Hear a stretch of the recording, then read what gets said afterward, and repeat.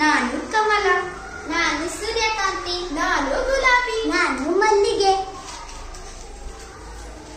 Hello ಗೆಳೆಯರೇ, ನಾವು ಈಗ ಆಟ ಆಡೋಣವೇ?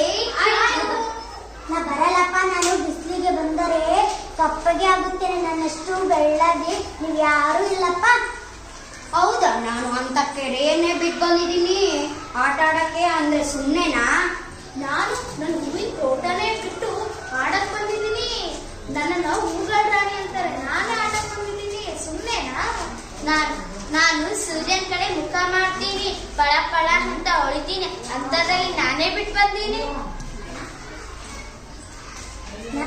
ನಾನು ಹೊರಗಡೆ ಆಟಕ್ಕೆ ಬಂದ್ರೆ ನಾ ಗಲೀಜ್ ಆಗ್ತೀನಿ, ಅದಕ್ಕೆ ನಾನು ಆಟಕ್ಕೆ ಬರಲ್ಲಪ್ಪ. ನಾನು ಗುಲಾಬಿ ಬಣ್ಣದಿಂದ ಬಂದಿದ್ದೀನಿ. ನನ್ನ ಗೋಲ್ಕನ್, rose water, lipstick, lip balm ಎಲ್ಲ ತಯಾರಿಸ್ತಾರೆ. ನಾನೇ ಆಟಕ್ಕೆ ಬರ್ತೀನಿ. ನಿಮ್ಮೆಲ್ಲರಿಗಿಂತ ನಾನೇ ಶ್ರೇಷ್ಠ ಇದ್ದೀನಿ. ನಾನೇ ಆಟಕ್ಕೆ ಬರ್ತೀನಿ, ನೀನ್ ಬರಲ್ವಾ? ನಾನು ಜನರಿಗೆ ಒಳ್ಳೆಯ ಎಣ್ಣೆ ಕೊಡುತ್ತೇನೆ, ನಾನೇ ಬಂದಿದ್ದೀನಿ. ನಾನೇ ಶ್ರೇಷ್ಠ. ಇಲ್ಲ ಇಲ್ಲ, ನಾನು ಶ್ರೇಷ್ಠ. ನನ್ನನ್ನು ರಾಷ್ಟ್ರೀಯ ಹೂ ಎನ್ನುತ್ತಾರೆ.